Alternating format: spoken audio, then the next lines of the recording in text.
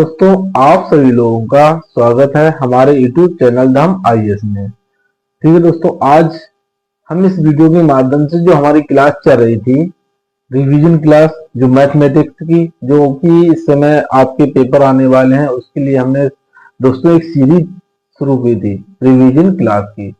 तो आज दोस्तों हम रिवीजन क्लास की दूसरी क्लास स्टार्ट करेंगे, जिसमें हम गणित के महत्वपूर्ण 10 प्रश्नों के बारे में पढ़ेंगे, जो बोर्ड परीक्षा की दृष्टि से बहुत ही महत्वपूर्ण होते हैं। दोस्तों, कृपया हमारी वीडियो को स्किप ना करें, पूरी देखें, जिससे कि आपको प्रत्येक यानी 10 के 10 ही सवाल आपको सही से समझ में आ जाए। ठीक है दोस्तों, चलते हैं, स्टार्ट करते हैं हमारी रिवीजन क्लास जो हम चला रहे थे अभी तक। इसमें दोस्तों हम महत्वपूर्ण प्रश्नों के बारे में आज देखेंगे।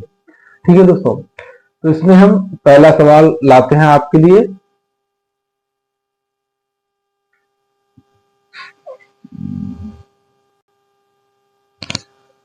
चलिए दोस्तों, पहला सवाल देखते हैं, जो कि किसमें से मेंसुरेशन से है। ये है, शंख के आधार की त्रिज्या 3.5 सेंटीमीटर है तथा ऊंचाई 12 सेंटीमीटर है। तो शंख की तिर्यक ऊंचाई ज्ञात करो। तो हमें क्या करनी, शंख की तिर्यक ऊंचाई ज्ञात करनी। यहाँ से देखो, शंख के आधार की त्रिज्या कितनी होगी, 3.5 सेंटीमीटर होगी। शंख की ऊंचाई यानी ये से बराबर कितनी होगी, 12 सेंटीमीटर, जो कि आपके सवाल में दी हुई है। ठीक है, शंख की तिर्यक ऊंचाई यानी हमें यल निकालना है। ठीक, शंख की तिर्यक ऊंचाई का फॉर्मूला क्या होता है, यल बराबर under root r square plus h square होता है। ठीक है, तो यहाँ से मार्क देंगे, आर स्क्वायर का मान हो गया, आर का मान है 3.5, उसका स्क्वायर 12 का स्क्वायर, इस तरीके से हल किया। 3.5 का वर्ग हो गया 12.25 प्लस 12 का वर्ग हो गया 144। इन्हें दोनों को जोड़ दिया तो 156.25 आया। 156.25 का हम निकालेंगे वर्गमूल। ठीक, वर्गमूल निकालने पे आ गया यल बराबर 12.5 सेंटीमीटर, जो शंख की तिर्यक ऊंचाई है। यल बराबर 12.5 सेंटीमीटर, यही आपका हो जाएगा आंसर। इसे चाहो तो ऐसे के बक्से में बंद कर देना। ठीक, जिससे कि क्या जो चेक करेगा उसे दूर से दिखाई दे जाएगा। ठीक है, ये था आपका पहला सवाल। चलो अब दूसरा सवाल देखते हैं, इसके आगे क्या है।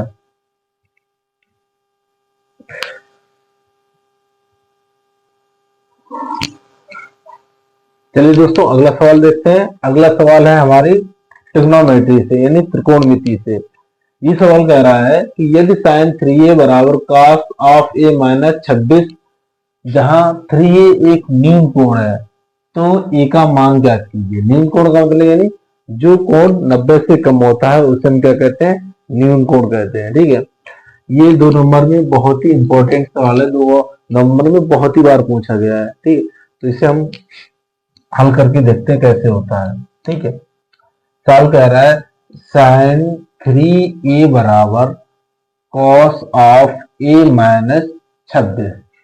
ये इतना आपको दिया है और इतना ये दिया कि 3a एक न्यून कोण है, यानी 3a क्या है, 90 से कम है। ठीक, तो a का मान ज्ञात कीजिए, बस इतना दे रखा है। तो हमें क्या करना है, a का मान ज्ञात करना है। तो यहां से कैसे करेंगे, देखो ये दोस्तों होता है सूत्र, क्या होता है, कॉस 90 माइनस थीटा बराबर होता है साइन थीटा। ठीक, कॉस ऑफ 90 माइनस थीटा बराबर क्या होता है, साइन थीटा हो गया।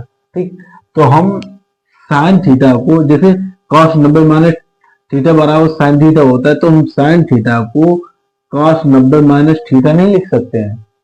जब इसको हम ये चीज लिख सकते हैं, तो इसको ये चीज लिख सकते नहीं लिख सकते, लिख दो। तो हम इसी को यानी साइन 3 को हम लिख देंगे कॉस ऑफ 90 माइनस 3a बराबर कॉस ऑफ a माइनस के 26। ठीक, कॉस से कॉस कट जाएगा, हमें काटना नहीं है, पर एक बात बता रहे हैं आपको, कॉस से कॉस कट जाएगा। जब कॉस से कॉस कट जाएगा तो ये हो जाएगा 90 माइनस 3a बराबर a माइनस के 26। 3a को इधर ले जाएंगे, 26 को हम इधर लाएंगे, तो ये हो जाएगा 90 प्लस 26 बराबर a प्लस 3a। ठीक, इसमें जोड़ दो। ठीक, कितना है, 6 जीरो में 6, जीरो में 6 जोड़ो कितने हो जाएंगे, 6 हो जाएंगे, 9 2 11 बराबर 4a हो जाएगा। ठीक, तो यहाँ से a बराबर हो जाएगा 116/4 हो जाएगा। 4 से काट दो, 4 दूनी 8, 3 बचे 3, 4 में 36, तो यानी a बराबर कितना हो जाएगा 29 डिग्री। यही हो गया आपका आंसर। ठीक, ये दोस्तों 2 नंबर में बहुत ही अच्छा सवाल था। ऐसे सवाल परीक्षाओं में बहुत ही पूछे जाते हैं। अगर ये नहीं पूछा जाएगा तो इस तरीके के सवाल पूछे ही जाते हैं। अगर दोस्तों हमारी वीडियो अगर आपको पसंद आ रही हो तो हमारे चैनल जो कि नाम है धम IAS, ठीक, इसे जरूर सब्सक्राइब करें जिससे कि हमारी आगे आने वाली वीडियो को आप देख सके। दोस्तों हमने एक सीरीज रखी है, रिवीजन सीरीज, ठीक है, रिवीजन सीरीज रखी है, तो उसमें हम क्या है हर वीडियो में 10 इंपॉर्टेंट क्वेश्चन कराएंगे, वो जो 2 नंबर में और 4 नंबर में पूछे जाते हैं। और एक क्या है अलग से वीडियो बनाएंगे जिसमें 5 क्वेश्चन होंगे, जिसमें क्या होंगे दीर्घ होंगे, जो 6 नंबर में सवाल पूछे जाते हैं। तो दोस्तों हमारी जो आगे आने वाली वीडियो है उनको देखने के लिए हमारे चैनल को धम IAS को जरूर सब्सक्राइब करें जिससे कि हमारे आगे आने वाली वीडियो को देख सकें।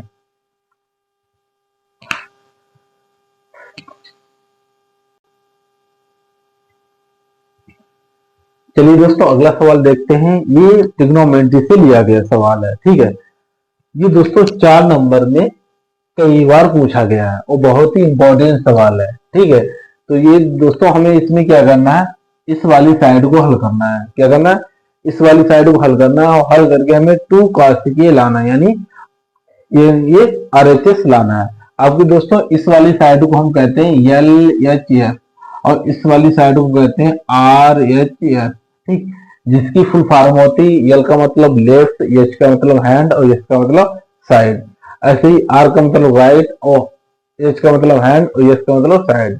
ठीक, तो हम इसको लेंगे और इसको हल करने के बाद हमें क्या मिल जाएगा, 2 cos के मिल जाएगा। तो आपका क्या हो जाएगा, प्रूव हो जाएगा। ठीक है, चलो सोल्यूशन इसका देखते हैं।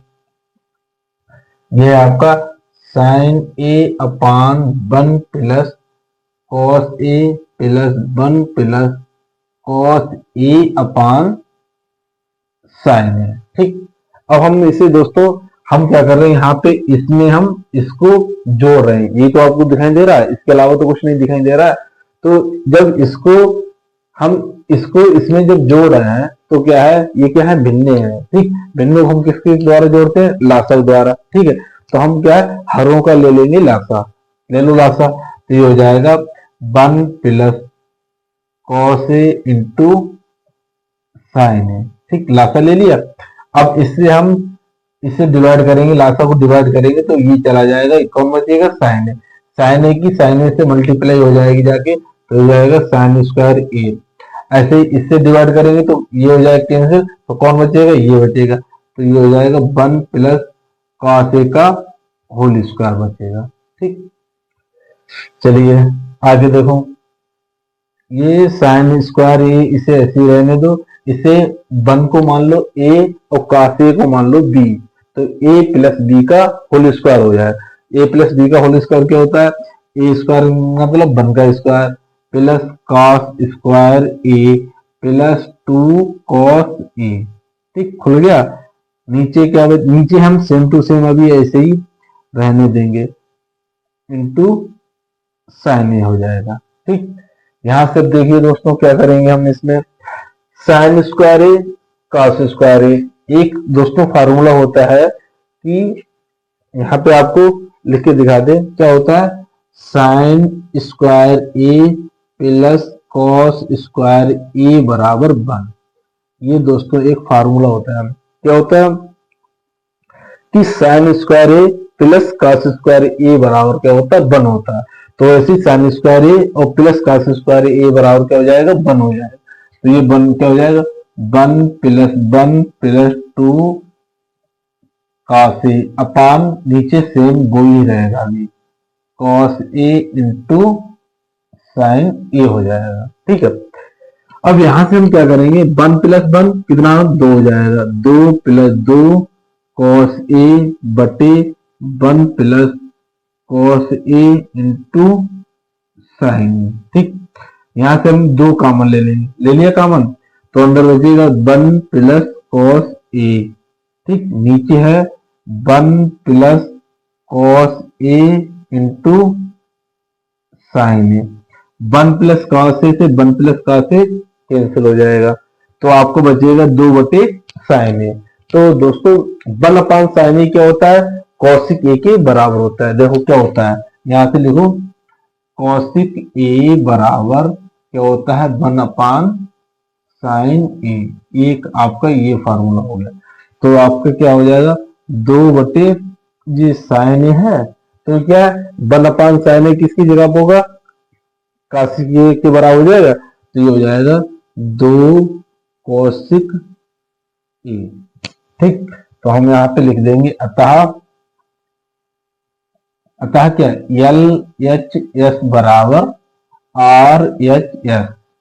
ठीक, हो गया इतना, बस यही हो गया आपका प्रूफ। लिखना चाहो तो ये पूरा सवाल उतार दो, sign A upon 1 plus cos A plus 1 plus cos A upon sign ए बराबर 2 कौशिक ए। ये सवाल उतार के इसे ब्रैकेट में बक्से में बंद कर लो और यहाँ पे लिख दो प्रूव्ड। ये हो गया आपका ट्रिग्नोमेट्री का पहला सवाल। ठीक, ये बहुत ही अच्छा सवाल है दोस्तों, इसके जैसे बहुत ही सवाल पूछे जाते हैं। ठीक है, आगे 3 सवाल हो गए, चौथा सवाल देखते हैं कौन सा है।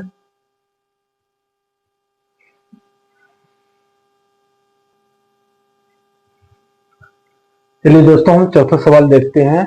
ये कह रहा है कि त्रिभुज पी क्यू आर में कोण क्यू बराबर 90 अंश, यानी जो कोण क्यू है वो आपका 90 अंश का, 90 अंश का मतलब यानी समकोण है। ठीक है, tan p बराबर 1/√3 है, तो sin p cos r plus cos p plus into sin r का मान ज्ञात कीजिए। ये हमें मान ज्ञात करना है। ये भी दोस्तों 2 नंबर में कई बार पूछा गया है सवाल। ये बहुत ही इंपॉर्टेंट सवाल है परीक्षा की दृष्टि से, जो आपके आने वाले पेपर हैं उनके लिए बहुत ही महत्वपूर्ण है। ठीक है दोस्तों, इस सवाल पे ज्यादा गौर दे। देखिए दोस्तों, इसे हम किस तरीके से करते हैं, इसमें हम पहले आप एक त्रिभुज बनाते हैं। ठीक, ये बिल्कुल सीधी होनी चाहिए। ठीक है, ये इस तरीके से।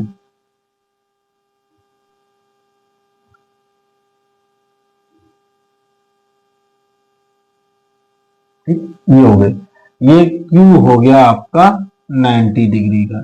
जब ये 90 हो गया तो ये क्या हो जाएगी, आपकी कर्ण हो जाएगी। क्या हो जाएगी, कर्ण हो जाएगी। इसे मान लो पी क्यू और ये हो जाएगा आपका आर हो जाएगा। ठीक, अब दोस्तों देखो tan p बराबर क्या है, आपको सोल्यूशन में देखो इतना दिया है, सिर्फ क्या है tan p बराबर 1/√3। ठीक, यहां से अब यहां से हम क्या देखते हैं, tan p बराबर यानी जो tan बराबर होता है वो दोस्तों आपका होता है लंब वटे आधार। ठीक, ये तो होता है। तो यहां से दोस्तों क्या हो जाएगा, लंब का मान क्या हो जाएगा आपका 1 हो जाएगा, और जो आधार है इसका मान हो जाएगा √3 हो जाएगा। ठीक, लंब बराबर 1 आ गया और आधार बराबर 3 आ गया। अब हमें दोस्तों sin p cos r plus cos p into sine R का मान ज्ञात करना है। देखो हम दोस्तों किसका मान ज्ञात करेंगे, sin p का मान ज्ञात करेंगे, तो sin p बराबर हो जाएगा लंब वटे कर्ण। ठीक, इतना हो जाएगा। अब देखो हम sin p के मान ज्ञात करने के लिए हमें किसकी जरूरत पड़ेगी, लंब कर्ण की। अब इसमें देखो कई कर्ण है तो नहीं है ना, तो जब कर्ण नहीं है तो हम इसको पाइथागोरस प्रमेय के द्वारा से निकालेंगे पहले। तो पहले हम चलो क्या करते हैं, कर्ण को हम पाइथागोरस प्रमेय से निकालते हैं। ठीक, देखो पाइथागोरस प्रमेय से, पाइथागोरस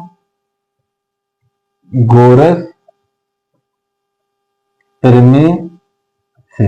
ठीक, क्या होता है पाइथागोरस प्रमेय, कर्ण का स्क्वायर बराबर लंब का स्क्वायर प्लस आधार का स्क्वायर। ठीक, कर्ण स्क्वायर आपको ये कर्ण तो निकालना ही है, कर्ण का स्क्वायर बराबर हो जाएगा लंब का स्क्वायर 1 का स्क्वायर प्लस आधार का स्क्वायर कितना हो जाएगा, √3 का स्क्वायर। तो यहाँ से कर्ण का स्क्वायर बराबर 1 + 3 कितना हो गया 4। तो ये हो जाएगा कर्ण बराबर √4। 1 + 3 कितना हो जाएगा, 4 हो जाएगा। जब हम यहाँ से कर्ण का स्क्वायर हटाएंगे तो 4 पे क्या चढ़ जाएगा, रूट चढ़ जाएगा। जब रूट चढ़ जाएगा तो कर्ण बराबर आ जाएगा 2। कितना आ जाएगा, 2 आ जाएगा। ठीक, यहाँ पे कोई सेंटीमीटर या मीटर से हमें कोई मतलब नहीं, क्यों, यहाँ पे कोई मान तो दिया नहीं कि सेंटीमीटर है मीटर है, तो अभी हम इतना रख देंगे। तो आपका कर्ण कितना आ गया, 2 आ गया। अब देखो यहाँ से sin p बराबर होता है लंब बटे कर्ण। क्या होता है, लंब बटे कर्ण होता है। अब देखो p sin p का मतलब ये वाला कोण। ठीक दोस्तों, एक बात हमेशा ध्यान रखना, जिस तरीके से 90 अंश के सामने वाली भुजा को कर्ण कहते हैं, वैसे कोण के सामने वाली भुजा को हम लंब कहते हैं। क्या कहते हैं, लंब कहते हैं। यानी P के लिए ये लंब हो जाएगा, ये आधार हो जाएगा। ठीक, तो ये वाला लंब हो गया, तो ये हो जाएगा लंब। तो sin P और ये क्या हो जाएगा, और ये क्या है तुम्हारा tan P बराबर लंब बटे आधार है। तो लंब कितना 1 हो जाएगा, आधार कितने हो जाएंगे, √3 हो जाएगा। इतना समझ गए आप। ठीक है, अब यहां से देखो sin P बराबर लंब बटे आधार, लंब बटे कर्ण, सॉरी, तो लंब का मान 1 और कर्ण का मान 2 हो गया। ऐसे ही cos r, cos r का मतलब अब ये वाला कोण, ये वाला कोण। ठीक, इसके सामने भुजा कौन सी पड़ रही है, ये वाली, तो ये क्या हो जाएगी, लंब हो जाएगी, और ये आगे आधार हो जाएगी। चेंज हो जाएंगे, जैसे एंगल चेंज होगा वैसे ही इसके लंब और आधार चेंज हो जाए। जैसे कर्ण के 90 अंश के सामने वाली भुजा क्या कहलाती, कर्ण कहलाती, वैसे ही कोण के सामने वाली भुजा को हम लंब कहते हैं, हमेशा याद रखना। ठीक है, ये वाला कोण इस वाले कोण के लिए ये लंब हो जाएगा और ये आधार हो जाएगा। ठीक, तो cos r बराबर होता है आधार बटे कर्ण। तो आधार आपका कितना हो जाएगा, आधार तो अब ये हो जाएगा ना इसके लिए, तो 1/2 हो जाएगा। ऐसे ही cos p बराबर कितना हो जाएगा, cos p वही आधार बटे कर्ण, तो आधार बटे का अब ये हो जाएगा ना cos p ये वाला, तो ये हो जाएगा √3/2। ऐसे ही sin r बराबर हो जाएगा, ये लंब हो जाएगा, तो ये भी हो जाएगा √3/2। सबके मान निकला है, तो निकलने से अब क्या करेंगे, इसका मान निकालेंगे, इसका sin p cos r plus cos p into sin r। ठीक, मान रख दो, sin p का मान है 1/2, cos r का मान है 1/2 प्लस cos p का मान है √3/2, sin r का मान है √3/2। 1 की गुणा 1 से 1 आ गया, 2 की गुणा 2 से 4 आ गया, प्लस √3 की गुणा 3 हो जाएगी, 2 गुणा 2 4 हो जाएगा। एलसीएम लेंगे तो ये हो जाएगा 1 + 3/4, यानी 4/4 बराबर 1, यानी कितना आंसर आ गया इसका, 1 आ गया। ठीक है, हम आशा करते हैं ये सवाल बहुत ही अच्छी तरीके से आपको समझ में आया होगा। दोस्तों, यह आपका था ट्रिग्नोमेट्री का सवाल।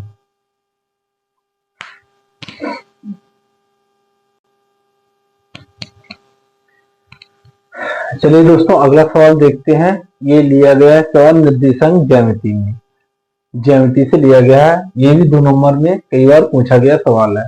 ठीक, ये नहीं तो इस तरीके के सवाल बहुत ही पूछे जाते हैं कि 2 बिंदुओं के बीच की दूरी ज्ञात कीजिए। 2 बिंदुओं के बीच की दूरी का सिर्फ एक ही फार्मूला है। ठीक, वो है फार्मूला कि √(x2 - x1) का whole square plus y2 - y1 का होल स्क्वायर। ठीक, अब यहाँ पे दोस्तों हम इस तरीके लाखों अरबों सवाल बना सकते हैं। ठीक, यहाँ पे हम 4 - -2 दे दें, यहाँ पे 5 7 दे दें, यहाँ पे 2 -2 रखें और यहाँ पे 6 7 कर दें। फिर क्या है, यहाँ पे हम 3 की जगह पे क्या कर दें, 4 कर दें। देखो दोस्तों, सवाल चेंज हो गया पूरा, इसका आंसर भी क्या हो जाएगा, चेंज हो जाएगा, पर इसके करने का तरीका क्या हो जाएगा, सेम ही रहेगा, सिर्फ क्योंकि इसमें एक ही फॉर्मूला लगेगा, वो भी कौन सा, under root x2 minus x1 का whole square plus y2 minus y1 का होल स्क्वायर। ठीक, इसलिए घबराए नहीं कि ये कहां से सवाल आ गया और कैसे करेंगे, सबका करने का तरीका एक ही रहेगा। ठीक, चलो देखते हैं इसका सॉल्यूशन। ठीक, बिंदु ए 2 कामा माइनस 2 और बिंदु बी 3 कामा 7। ठीक, इनके बीच की हमें क्या निकाले, दूरी निकाले, बीच की दूरी, बीच की दूरी का मतलब हमने ए बी मान लिया। ठीक, ए बी बराबर हो जाएगा x2 माइनस x1 का whole square plus y2 minus y1 का होल स्क्वायर। ये दो बिंदुओं के बीच की दूरी का फार्मूला होता है। इसे हम मान लेंगे x1, इसे y1 और इसे x2, इसे y2। ठीक, रखो मान अंडर रूट x2 का मान कितना है 3, x1 का मान कितना है 2, ठीक, का स्क्वायर प्लस y2 का मान कितना है 7 और y1 का मान माइनस के 2। यही तो है दोस्तों। ठीक, यहां से देखो 3 में से 2 गए, एक बचा, एक का स्क्वायर कितना होगा, 1 हो जाएगा, प्लस देखो ये वाला माइनस इस माइनस से क्या हो जाएगी, गुणा हो जाएगी, तो क्या हो जाएगा, प्लस हो जाएगा। तो इसका मतलब हो जाएगा 7 प्लस 2 हो जाएगा, 7 प्लस 2 का मतलब हो जाएगा कितना हो जाएगा, 9 हो जाएगा। 9 का स्क्वायर कितना हो जाएगा, 81 हो जाएगा। ये 81 हो गया, तो ये हो जाएगा ए बी बराबर 1 और 81 कितने हो जाते हैं, 82, तो ये हो जाएगा 82, ये हो जाएगा इकाई। तो बिंदुओं ए 2 कामा माइनस 2 और बी 3 कामा 7 के बीच की दूरी कितनी हो गई, 82। इसे हम ऐसे बक्से में बंद कर देंगे, इस तरीके से कैद कर देंगे और इसमें ताला डाल देंगे, जिससे कि कहीं भाग के ना जाए।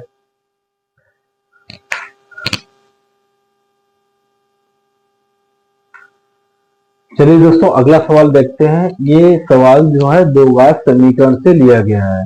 ये दोस्तों 4 नंबर में कई बार पूछा गया है। ये बहुत ही इंपॉर्टेंट सवाल है और परीक्षा की दृष्टि से बहुत ही महत्वपूर्ण है।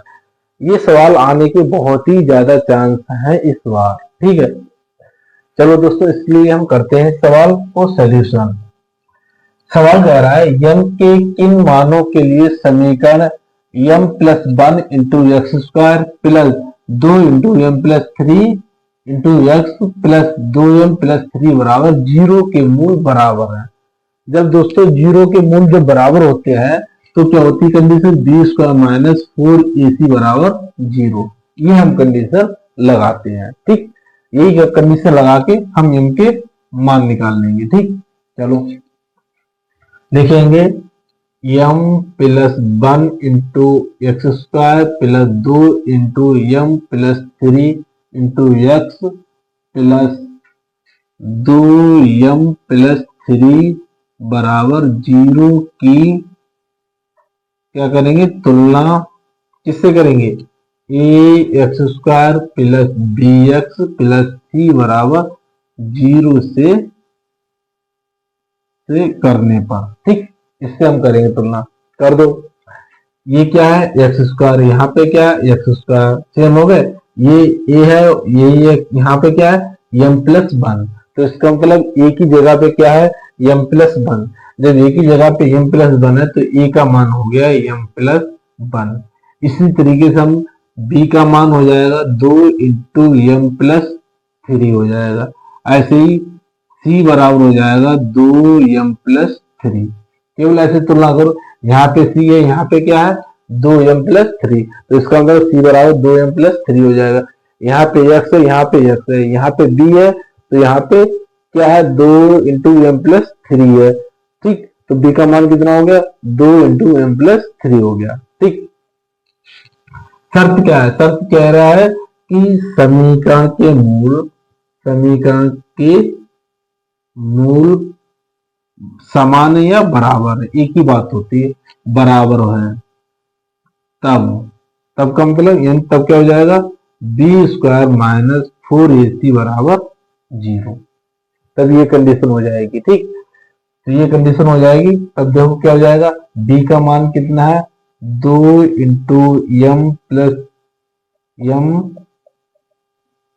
3 का होल स्क्वायर। ठीक, माइनस 4 इंटू ए का मान एम प्लस 1 हो जाएगा। ठीक, सी का मान हो जाएगा 2m प्लस 3 बराबर 0। ठीक, ये कंडीशन हो गई।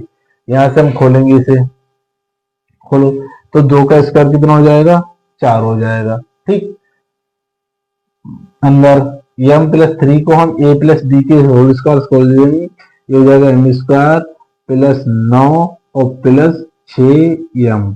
ठीक, यहाँ से 4 अभी बाहर ही रहने दो, m की गुणा करेंगे 2m स्क्वायर हो जाएगा प्लस के 3m हो जाएगा प्लस के 2m हो जाएगा और प्लस के क्या हो जाएगा, 2m प्लस के 3 बराबर 0। अब देखो यहाँ से दोस्तों 4 और 4 दोनों पार्ट में कॉमन मिल रहा है, इसे हम कॉमन लेके किस में भेज देंगे, 0 में भेज देंगे, तो ये तो हो जाएगा 0 में। तो यहाँ पे बचेगा m square plus 6m plus 9, इतना बच गया। ठीक, यहाँ से क्या बचेगा, यहाँ से बचेगा 2m square 3m plus 2m, कितने हो जाएंगे, 5m प्लस के 3 बराबर 0। ठीक, तो यहाँ से ये हो जाएगा m स्क्वायर प्लस के 6m प्लस के 9, ये हो जाएगा माइनस के 2m स्क्वायर। जैसे हम ब्रैकेट हटाएंगे तो माइनस के अंदर क्या हो जाएगी, गुणा हो जाएगी, तो ये सारे के सारे माइनस हो जाएंगे, 5m माइनस के 3 बराबर 0। ठीक, इतना हो गया। अब यहाँ से देखो m स्क्वायर और माइनस के 2m स्क्वायर क्या हो जाएगा, माइनस के m स्क्वायर हो जाएगा। ठीक, अब 6m माइनस के 5m क्या हो जाएगा, प्लस का m हो जाएगा, 9 और माइनस के 3 ये हो जाएंगे प्लस के 6 बराबर 0। ठीक, यहाँ से माइनस कॉमन ले लेंगे, तो माइनस जब कॉमन लेंगे तो m square minus m minus के 6 बराबर 0। ठीक, अब देखो हम 6 के ऐसे गुणनखंड करें जिन्हें घटाने पे 1 आ जाए, यानी m का यहाँ पे गुणांक कितना है, 1 है, तो हम 6 के गुणनखंड करेंगे जिन्हें घटाने पे 1 आना चाहिए। तो 3 दूनी 6, 3 में से 2 गए 1 बचा, तो यहाँ पे लिख देंगे m square minus 3 minus 2 into m minus 6 बराबर 0। तो ये हो जाएगा m स्क्वायर माइनस के 3m। अब जैसे ही देखो माइनस की ब्रैकेट हटाएंगे, माइनस इस माइनस से गुणा हो जाएगा तो क्या हो जाएगा, प्लस हो जाएगा, तो ये हो जाएगा 2m माइनस 6 बराबर 0। अब देखो यहाँ से हम दोस्तों क्या चीज कॉमन लेंगे, हम वो चीज कॉमन लेंगे जो दोनों तरफ होती है, इधर भी है और इधर भी m है, दोनों तरफ m है तो m कॉमन ले लेंगे। अगर हम मान लो 3 ले रहे हैं कॉमन, तो 3 इधर है पर इधर नहीं है, तो इसका मतलब हम 3 कॉमन नहीं लेंगे, हम वो चीज कॉमन लेंगे जो दोनों तरफ होगी। ठीक, वरना हम कॉमन नहीं लेंगे। ठीक है, तो हम m कॉमन ले लेंगे, तो ये हो जाएगा अंदर m माइनस 3 हो जाएगा। यहाँ से हम देखो, अब यहाँ पे देखो, यहाँ पे हम अब तो यहाँ पे और सरल हो जाता है। क्यों सरल हो जाता है, इस दोनों में से हम वो चीज कॉमन लेंगे जो कॉमन लेने के बाद हमें ये मिल जाए जो आपने पहले ले लिया है। ठीक, देखो यही 2m की जगह पे हमें क्या करना है, m लाना है, तो इसका मतलब हमें यहाँ से 2 गायब कर देना है, तो जब 2 गायब करना तो 2 ले लो कॉमन, तो ये हो जाएगा प्लस के 2 कॉमन ले लिया, m माइनस 3 बराबर 0। अब इसे कॉमन ले लो, तो ये हो जाएगा m माइनस 3, ये हो जाएगा m प्लस 2 बराबर 0।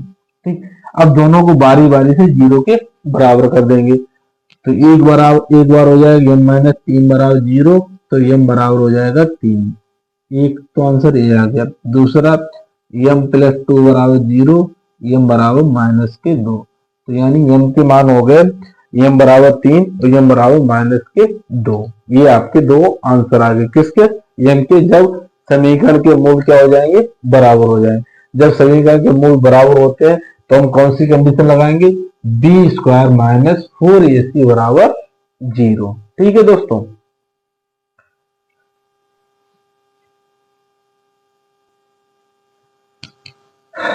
चलिए दोस्तों अगला सवाल देखते हैं।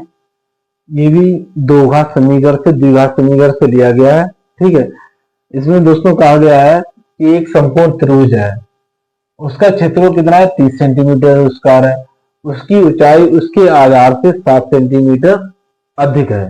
ठीक, तो हमें आधार की लंबाई ज्ञात करनी है। ठीक, तो हमें दोस्तों ना तो आधार पता है ना ही ऊंचाई पता है, सिर्फ हमें इतना पता है कि एक त्रिभुज का क्षेत्रफल कितना है, 30 सेंटीमीटर स्क्वायर है, और जो उसकी ऊंचाई है वो आधार के आधार से क्या है, 7 सेंटीमीटर अधिक है। इतना हमें सिर्फ पता है।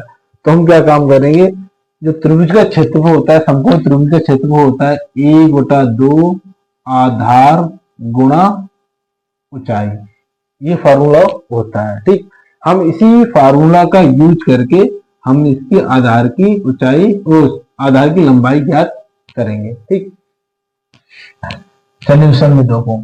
ठीक, अब देखो हम लिख देंगे माना आधार की ऊंचाई लंबाई ज्ञात करनी है, तो माना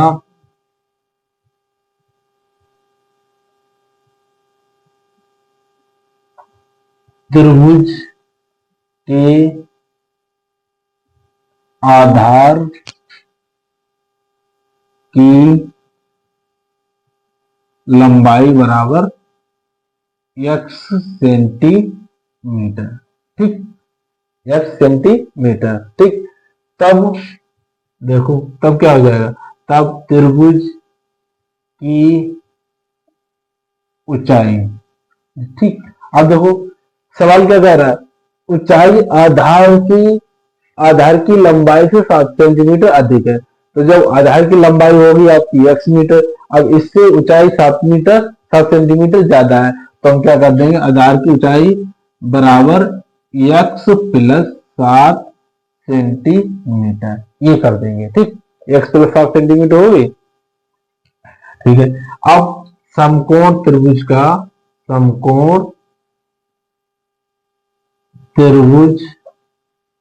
का क्षेत्रफल क्या होता है, क्षेत्रफल होता है 1/2 गुणा आधार गुणा ऊंचाई। ठीक, यही तो होता है त्रिभुज का क्षेत्रफल। त्रिभुज का क्षेत्रफल कितना दिया है आपको, 30, तो त्रिभुज का क्षेत्रफल कितना हो जाएगा, 30। ठीक, बराबर 1/2 आधार कितना है x, ऊंचाई कितनी x प्लस 7। ठीक, समझ गए, दो किधर चले जाएंगे, गुणा में, और इस पार्ट को इधर ले आओ, इस पार्ट को उधर ले जाओ, तो x की अंदर गुणा करो, x स्क्वायर प्लस 7x बराबर कितना हो जाएगा, 60 हो जाएगा। हो गया, यहां से x square plus 7x minus 60 बराबर 0। देखिए अब इस समीकरण, ये क्या आ गई आपकी द्विघात समीकरण आ गई। अब इस समीकरण को हम हल करेंगे, या तो आप श्री धराचार्य सूत्र से कर दो, या फिर क्या कर दो, इसके गुणनखंड विधि द्वारा हल कर दो इसे। ठीक है, अगर गुणनखंड विधि द्वारा हम हल करेंगे तो हम क्या करेंगे, 60 के गुणनखंड करेंगे, 60 के ऐसे दो गुणनखंड जिन्हें घटाने पे कितने आ जाए, 7 आ जाए। क्या आ जाए, 7 आ जाए।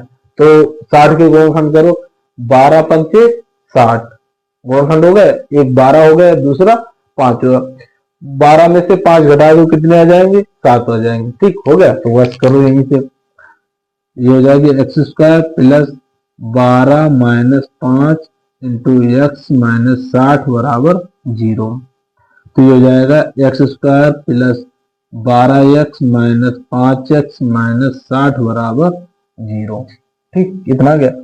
अब फिर हम यहां से कॉमन लेंगे, कॉमन हम वही चीज लेंगे जो दोनों तरफ होती है।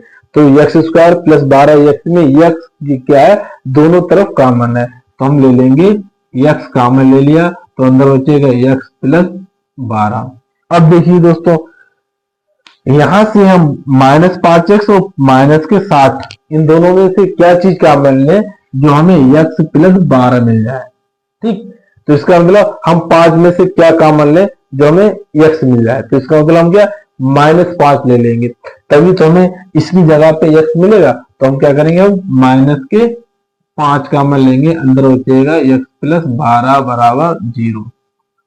ठीक, अब ये क्या x प्लस 12 और x माइनस 5 बराबर 0, ये आ गया। ठीक, दोनों को एक एक बार हम क्या करेंगे, 0 के बराबर कर देंगे, कर दो 0 के बराबर, तो ये हो जाएगा x प्लस 12 बराबर 0, तो x बराबर माइनस के 12, x माइनस 5 बराबर 0, तो x बराबर हो जाएगा प्लस के 5। अब देखो x क्या माना था आपने, त्रिभुज के आधार की लंबाई x माना था, ठीक है, पर यहाँ पे तो x दो मान आ गए, एक x बराबर माइनस 12 और एक x बराबर क्या आ गया 5 आ गया।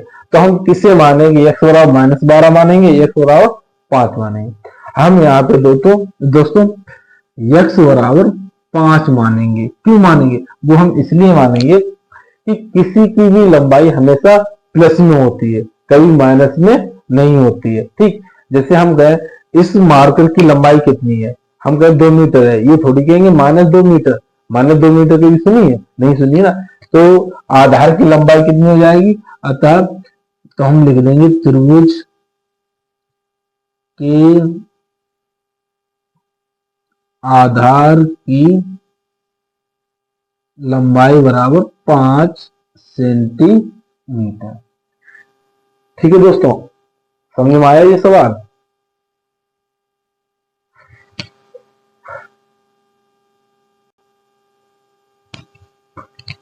देखिए दोस्तों अगला सवाल है, ये समांतर श्रेणी से लिया गया सवाल है। ठीक है, ये सवाल कह रहा है कि 2 अंकों वाली कितनी संख्याएं 3 से विभाजित होंगी। ठीक, 2 अंकों वाली मतलब यानी वे संख्याएं जिनमें कितने होते हैं, 2 अंक होते हैं, उन संख्याओं को हम कहते हैं 2 अंक वाली संख्या। 2 अंक वाली संख्या दोस्तों 10 से शुरू होती है। देखो 10 से शुरू होती है, इससे पहले 9 होती है। 9 क्या है, 1 अंक वाली संख्या है। 10 से शुरू होती है और कहां तक जाती है, 99 तक। 99 के बाद क्या आ जाता है, 100। 100 में क्या हो जाते हैं, 3 अंक आ जाते हैं। ठीक, तो 10 से शुरू होती है 99 तक जाती है। तो इसके बीच हमें देखना है कि वे कौन सी संख्या है जो 3 से विभाजित हो जाती है। ठीक, जैसे आपका 10 नहीं विभाजित हो रहा है, 10 के बाद 11 भी नहीं हो रहा है, 11 के बाद 12, 3 चौक 12, 12 के बाद फिर 15, 15 के बाद 18, ऐसे ही विभाजित होती चली जाती है। लास्ट में जो 99 है ये भी 3 से विभाजित हो जाती है। तो इसका मतलब क्या, जो पहली संख्या है वो कौन है, 12, जो 3 से विभाजित होगी, वो अंतिम संख्या कौन है, 99। ठीक दोस्तों, इतना समझ आ गया, यानी 2 अंकों की कौन सी संख्या है जो 3 से विभाजित होती है। तो उनमें क्या, पहली संख्या 12 होगी और अंतिम संख्या 99 होगी। अब हम इन संख्याओं का क्या निकालेंगे, संख्या निकालेंगे कितनी है। ठीक, देखो कैसे निकालते हैं।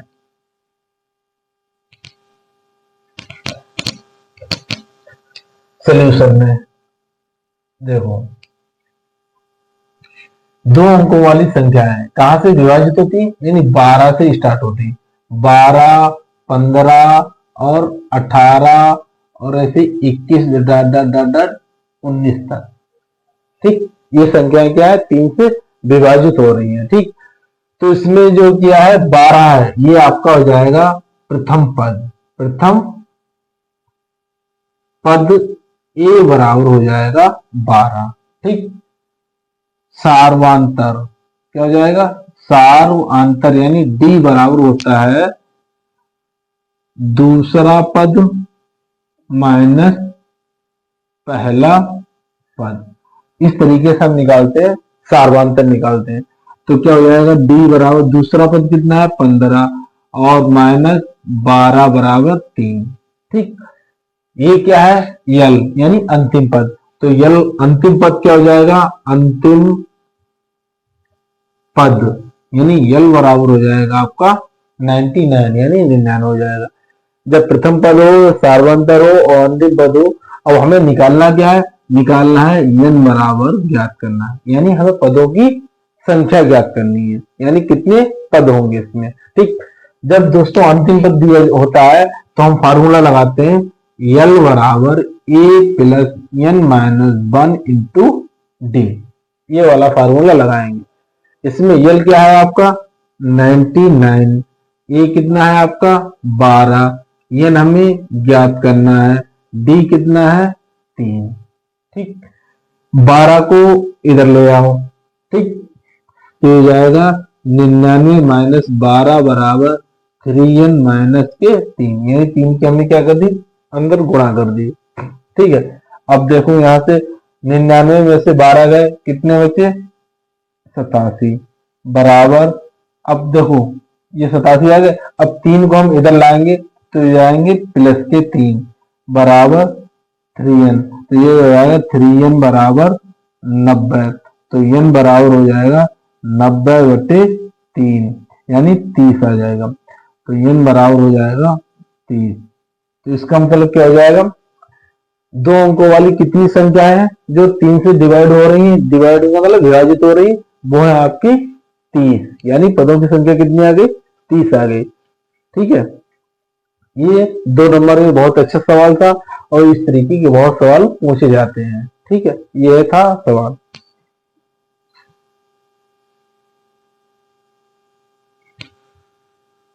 चलिए दोस्तों अगला सवाल देखते हैं। ये जो सवाल है ये प्रायिकता से लिया गया है। ठीक है, प्रायिकता कभी कभी पूछ ली जाती है 2 नंबर में या 4 नंबर में, ये कभी दोस्तों लॉन्ग आंसर में नहीं आती है, ये हमेशा 2 या 4 नंबर में आ जाती है।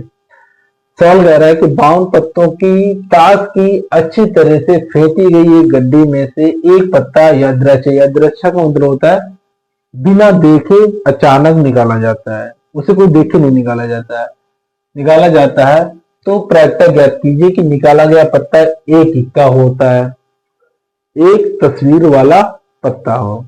ये 2 कंडीशन निकालें तो हम सोल्यूशन निकालेंगे। तो पहले निकालेंगे पहला, एक सोल्यूशन में देखो। ठीक,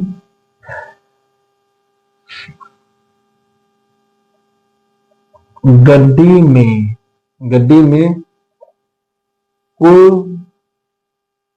ताश के कुल पत्ते कितने होते हैं बराबर 52। गड्ढे में कितने पत्ते होते हैं 52 होते हैं। ठीक, तो 52 होते हैं तो इसका मतलब हो गया अतः कुल परिस्थितियां बराबर 52 हो गई। कितनी हो गई 52 हो गई। ठीक, ये तो हो गए कुल परिस्थितियों की बात हो गई 52 की। अब हम निकालते हैं पहला सवाल। पहला सवाल कह रहा है एक इक्का होने की प्रायिकता है, क्या इक्का।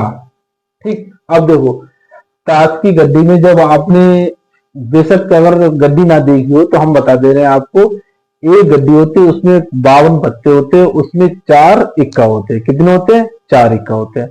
तो हम लिखेंगे गड्डी में इक्कों की कुल संख्या बराबर कितनी हो जाएगी 4। तो जब कुल संख्या होगी और हमें इक्का ही निकालना है तो ये होगी तुम्हारी अनुकूल परिस्थिति। तो इसका मतलब हो गया अतः अनुकूल परिस्थिति अनुकूल परिस्थितियां लिख दो, परिस्थितियां बराबर कितनी हो जाएंगी 4 हो गई। ठीक, अब लिखो एक इक्का होने की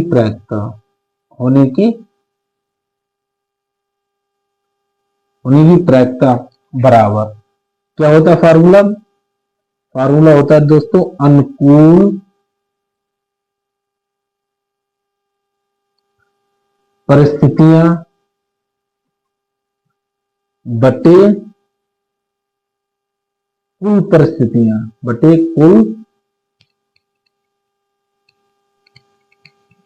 कुल परिस्थितियां, ये फार्मूला होता है। ठीक है, अब यहां से हम देखते हैं इसको। ठीक है, अनुकूल परिस्थितियां बटे कुल परिस्थितियां, तो एक इक्का होने की प्रायिकता बराबर अनुकूल परिस्थितियां कितनी है, 4 है, कुल परिस्थितियां कितनी है, 52 है, तो 52/4 क्या हो जाएगा, 1/13, यानी 1/13 ये हो जाएगा आपका आंसर। कब, जब क्या होना चाहिए, 1 इक्का होने की प्रायिकता हमें ज्ञात करनी है। ठीक, अब दूसरे पार्ट पे आ जाओ। दूसरा पार्ट कह रहा है दोस्तों कि एक तस्वीर वाला पत्ता, क्या है, एक तस्वीर वाला पत्ता होने की प्रायिकता ज्ञात करो। ठीक है, चलिए दोस्तों ये हम थोड़ा सा आपको ये मिटाल दें, मिटाने के बाद थोड़ा सा हम आपको समझा देते, तभी आपको अच्छी तरीके से समझ में आ जाएगा। ठीक है,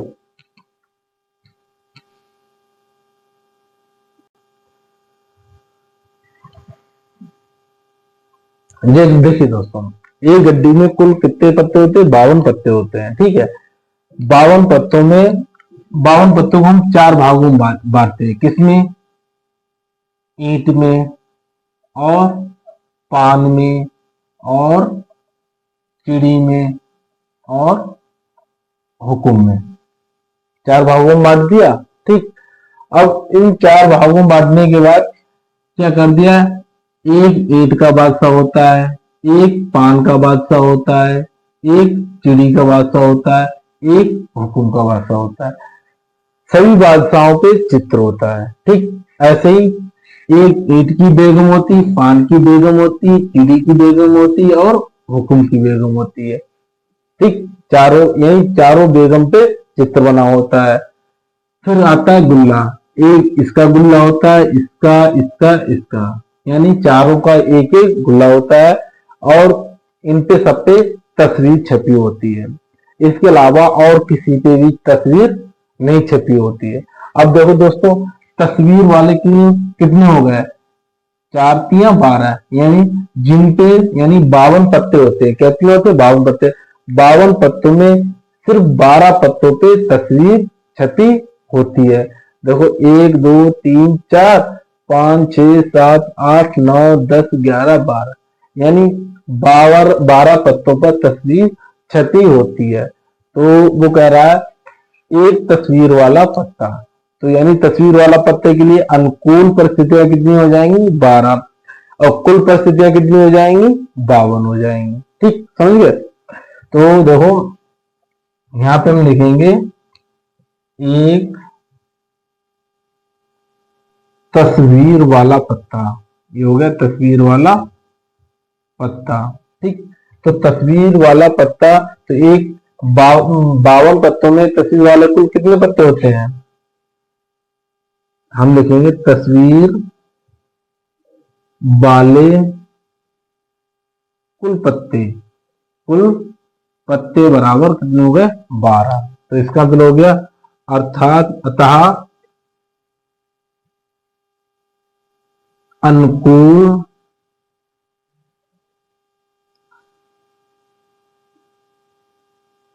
परिस्थितियां बराबर कितनी हो गई, 12 हो गई। ठीक, अब लिखो एक तस्वीर वाला पत्ता की प्रायिकता बराबर क्या हो जाएगी, वही फार्मूला हो जाएगा, अनुकूल परिस्थितियां, अनुकूल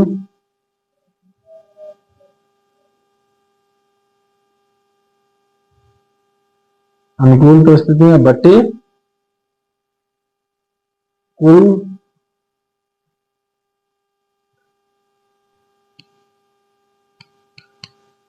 कुल परिस्थितियां, क्या हो जाएंगी, अनुकूल परिस्थितियां बटे कुल परिस्थितियां हो जाएंगी।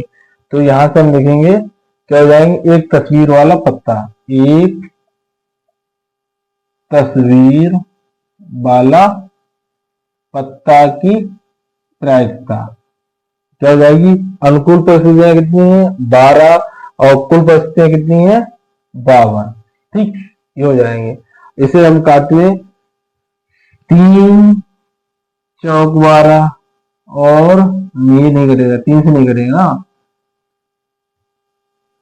ये हो जाएगा 4×3=12, और 13 चौक 52, ये हो जाएगा 3/13, ये हो जाएगा इसका आंसर। ठीक, समझिए दोस्तों, ये हो जाएगा एक तस्वीर वाला पत्ता आने की प्रायिकता।